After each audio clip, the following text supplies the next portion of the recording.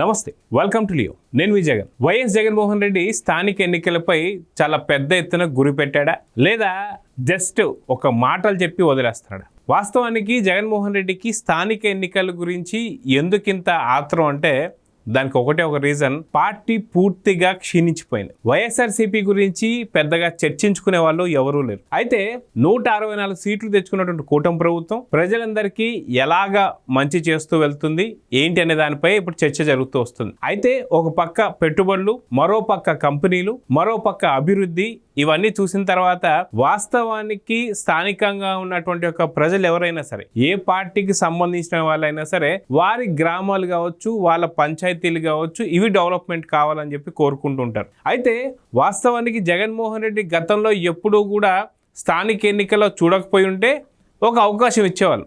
కానీ 2019కి ముందు ఒక అవకాశం అని చెప్పి వచ్చిన జగన్మోహన్ రెడ్డి తర్వాత జరిగిన స్థానిక ఎన్నికలు ఎవ్వరు ఎప్పుడు ఎన్నటికీ మర్చిపోరని చెప్పుకోవాలి. ఎందుకు అంటే పల్లె ప్రాంతాల్లో కావచ్చు, అదేవిధంగా మండల ప్రాంతాల్లో కావచ్చు జరుగుతున్న ఈ ఎన్నికలు ఏవైతే ఉన్నాయో వీటిపైన ఎలాంటి అరాచకాలు చేశాడు జగన్మోహన్ రెడ్డి అంటే ఖచ్చితంగా మీరు మీ ఊరికి వెళ్ళి అడగండి, వాళ్ళు చాలా వివరంగా చెప్తారు. ఆఖరికి వైఎస్ఆర్సీపీ తప్ప మిగతా ఏ పార్టీ నుంచి వాళ్ళు వెళ్ళి నామినేషన్ వేసినా ఇమీడియట్గా అక్కడి నుంచి అక్కడికి వాళ్ళ ఇంట్లో తెలంగాణ మందు కావచ్చు లేదా గంజాయి కావచ్చు పోలీసులతోనే పెట్టించి మరీ అరెస్టులు చేసిన సందర్భం చూసాం. ఆఖరికి ఆడవాళ్ళు బ్లౌజుల్లో పెట్టుకొని నామినేషన్ పేపర్లు వెళ్తుంటే బ్లౌజుల్లో చేతులు పెట్టి మరీ లాగేసినటువంటి ఒక సందర్భం మనం చూసాం. చాలా మంది నామినేషన్ పేపర్లు చించి పడేశారు. అదేవిధంగా చూసుకుంటే దాదాపు కొన్ని వందల మందిని కిడ్నాపులు చేసేశారు. చాలా దాడులు జరిగాయి, దాదాపు 3 హత్యలు జరిగాయి.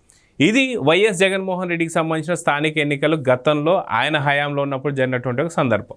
కానీ ఇప్పుడు వచ్చేసరికి ప్రజలు ప్రశాంతమైనటువంటి వాతావరణంలో స్థానిక ఎన్నికలు ఏవైతే ఉన్నాయో ఇవి జరగబోతున్నాయన్న సంగతి తెలుసుకున్న తర్వాత వారు ఏ పార్టీ వారైనా సరే ఖచ్చితంగా జగన్మోహన్ రెడ్డి ఇప్పటిదాకా అంటే స్థానికంగా ఉన్నటువంటి ఒక పరిస్థితుల్లో ఏకగ్రీవాలు అనేది చాలా ఇంపార్టెంట్. కానీ అలాంటిది ఇక్కడ ఎక్కడ కూడా కాకూడదు అని చెప్పేసి ఏదైతే చంద్రబాబు నాయుడు గారు కావచ్చు, లోకేష్ గారు కావచ్చు, వీరందరూ చెప్తుంటే అనవసరంగా జగన్మోహన్ రెడ్డి గారు ఏకగ్రీవాలు అనేది గుర్తు చేసి మరి కూటమి వైపు ఏకగ్రీవాలు జరిగేలాగా చేస్తున్నారు. దీనికి ప్రమోషన్ ఆయనే చేస్తున్నాడు, వైఎస్ జగన్మోహన్ రెడ్డి చేస్తున్నాడు. ఎలా చెప్తున్నానంటే తల్లికి వందనం కింద ప్రతి పిల్లవాడికి 15,000 అన్నప్పుడు ఆయన ఎలా అయితే ఒక యాడ్ ఇచ్చాడో, ఆయన ఎలా అయితే కూటమి ప్రభుత్వానికి ఆయన ప్రమోషన్ చేస్తున్నాడో ఇప్పుడు దీన్ని కూడా అలానే చేస్తున్నాడని చెప్పుకోవాలి. అప్పట్లో తల్లికి వందనకు సంబంధించి ఇట్రా ఇట్రా ఇట్రా ఇట్రా నీకు 15,000, నీకు 15,000, ఇట్రా ఇట్రా నీకు 15,000 అని చెప్పి ఎలా అయితే అన్నాడో అదే కూటమి ప్రభుత్వం వాడుతూ ప్రతి పిల్లవాడికి 15,000 రూపాయలు ఇస్తున్నామని చెప్పేసి జగన్మోహన్ రెడ్డి ఒక బ్రాండ్ అంబాసిడర్ అయ్యాడు.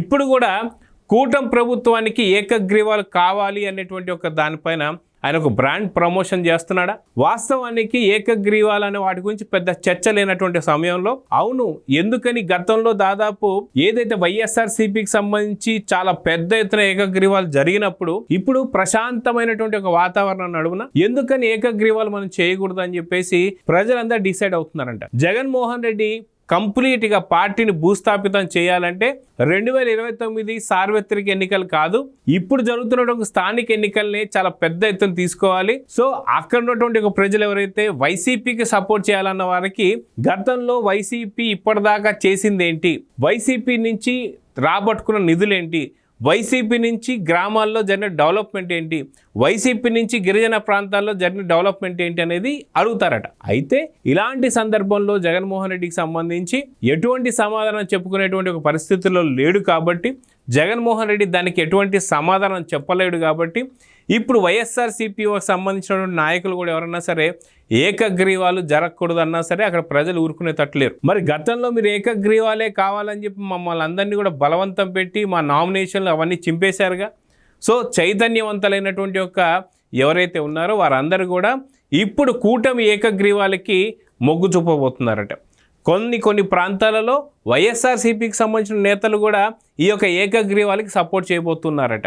అనవసరంగా జగన్మోహన్ రెడ్డి ఏకగ్రీవాలు అని చెప్పి గుర్తు చేసి కూటమి ప్రభుత్వానికి ఈ యొక్క ఏకగ్రీవాలు కట్టబెట్టబోతున్నారా? సో వాస్తవానికి జగన్మోహన్ రెడ్డి హయాంలో ఎలాంటి ఎలక్షన్స్ జరిగాయి అంటే స్థానిక ఎన్నికలకు సంబంధించి ప్రశాంతమైన వాతావరణం జరిగిందా లేదా అంటే మనందరికీ తెలిసిందే. పొంగనూరులో ఏం జరిగింది, మార్చర్లలో తుర్కా కిషోర్ అనేటువంటి వ్యక్తి, బోండా ఉమా గారు కావచ్చు, బుద్ధా వెంకన్న గారు కావచ్చు, ఆ యొక్క స్థానిక ఎన్నికలకు సంబంధించి జరుగుతున్నటువంటి యొక్క చూడ్డానికి వెళ్ళినప్పుడు పెద్ద ఒక దుంగతోని వాళ్ళని చంపే ప్రయత్నాలు కూడా చేశారు. అది అందరికీ తెలిసిందే. ఇలాంటి సందర్భంలో జగన్మోహన్ రెడ్డి చేస్తున్నటువంటి ఒక వికృత చేష్టలన్నీ కూడా మళ్ళీ గుర్తు చేసుకుంటున్నారు.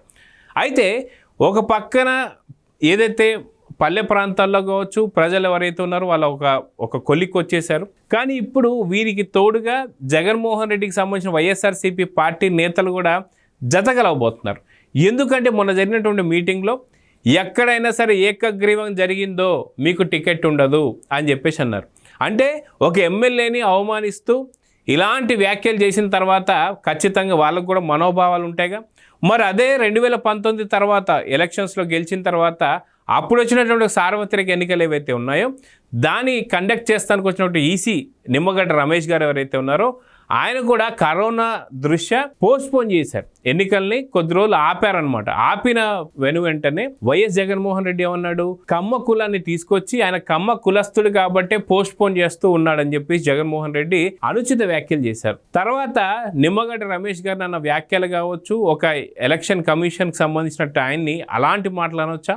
అదే విధంగా చూసుకుంటే ఆ టైంలో మరి ఏకగ్రీవాల గురించి ఎలాంటి ఒత్తిళ్లు తెచ్చారు, అదే ఏకగ్రీవాల గురించి ఆడవారిపై ఎలాంటి దాడులు చేశారు, ఆఖరికి పురుషులు ఏదైతే నిల్చోవడానికి ఇబ్బంది అయ్యి మహిళల్ని నిల్చోబెడితే ఆ మహిళలపై జరిగినటువంటి దాడులు కూడా మనం చూస్తూ వస్తున్నాం.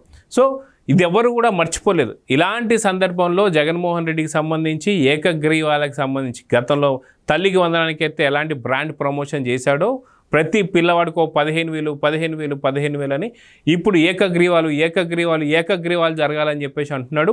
ఖచ్చితంగా వైఎస్ఆర్సీపీకి సంబంధించిన నేతలందరూ కూడా గతంలో ఏకగ్రీవాల గురించి జగన్మోహన్ రెడ్డి ఎలాగైతే బలవంతంగా వాళ్ళపైన ప్రెషర్ పెట్టాడో ఆ ప్రెషర్ ఎక్కడ కూడా మర్చిపోలేదు. కాబట్టి ఖచ్చితంగా రేపో మాపో రాబోతున్నటువంటి యొక్క స్థానిక ఎన్నికలు ఏవైతే ఉన్నాయో అది ఏ ఎన్నికలైనా కావచ్చు, వార్డు మెంబర్లు కావచ్చు, జడ్పీటీసీలు కావచ్చు, ఎంపీటీసీలు కావచ్చు, మున్సిపల్ కావచ్చు, ఇంకేదన్నా సరే ఖచ్చితంగా ఏకగ్రీవాలే చేయాలి. ఖచ్చితంగా ప్రజలందరినీ గతంలో పెట్టిన ఇబ్బందులన్నీ కూడా ఆలోచించుకొని అది మైండ్లో పెట్టుకొని దృష్టిలో పెట్టుకొని 100% వాళ్ళందరిపైన కూడా ఇప్పుడు ఒత్తిడి అయితే తీసుకురాబోతున్నాడు.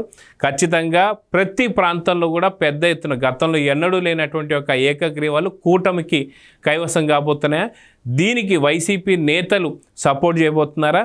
ఎలా అయితే స్థానిక ఎన్నికల్లో మీకు ఏకగ్రీవాలు చేస్తే మీ టికెట్ కట్ అన్నారు కదా, సో రాబోతున్నటువంటి తరుణంలో అటు పులివెందల అదేవిధంగా ఒంటిమిట్ట గతంలో ఏదైతే అయిందో డిపాజిట్లు కూడా కోల్పోయినట్టు జగన్మోహన్ రెడ్డి కూడా రాజీనామా చేయబోతున్నాడా?